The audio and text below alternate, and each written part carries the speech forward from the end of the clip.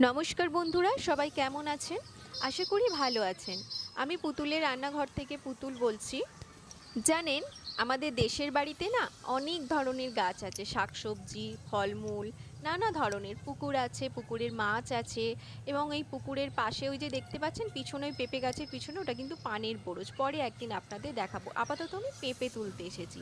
নিজের অনেকগুলো ছোট ছোট পেঁপে গাছ আছে আর বড় পেঁপে গাছও আছে। তো ছোট ছোট এই পেঁপে গাছগুলো থেকে আমি দুটো পেঁপে পেড়ে নিয়েছি, দেখতেই পাচ্ছেন। তো এই পেঁপেগুলোকে এবার নিয়ে গিয়ে ভালো করে কেটে ফেলবো। ওই যে পিছনে এখানে কচু বনও রয়েছে, মাঝে মাঝে কচু শাক তুলেও রেসিপি করা হয়।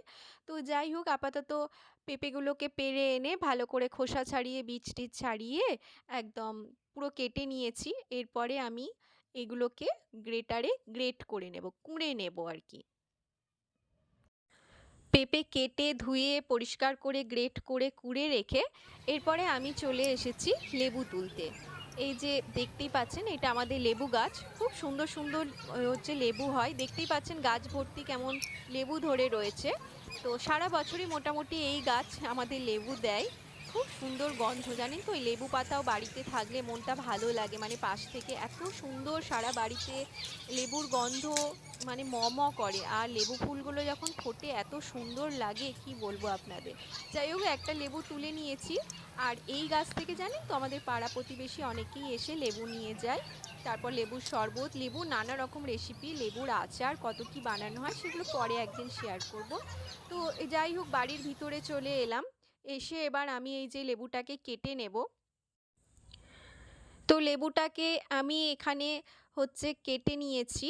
লেবুটা কেটে লেবুর রস চিপে রসটা বের করে রাখলাম। আর তারই সাথে যেটা করলাম, বাকি উপকরণগুলোও রেডি করলাম। অর্থাৎ প্লাস্টিক বা পেঁপে চাটনিতে যেগুলো লাগে, কিশমিশ, কাজু বাদাম, জল, চিনি, লবণ, এইগুলো। এরপরে এই যে দেখতেই পাচ্ছেন, এই দুটো রেডি হয়ে গেছে। এরপর কড়াইতে জল দিলাম, জলে বলক আসলে এর মধ্যে হচ্ছে পেঁপে, গ্রেট করা পেঁপেগুলো দিয়ে দিয়েছি।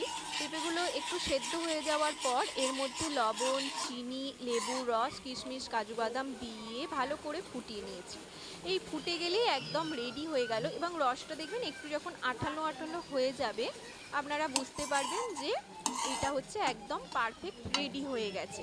তো আমার প্লাস্টিক বা পেঁপের চাটনি একদম রেডি। আপনারা খাবার পর শেষ পাতে খাবেন, একদম অমৃত। পারলে পাঁপড়ও এর সাথে নিতে পারেন, দারুণ খেতে লাগে।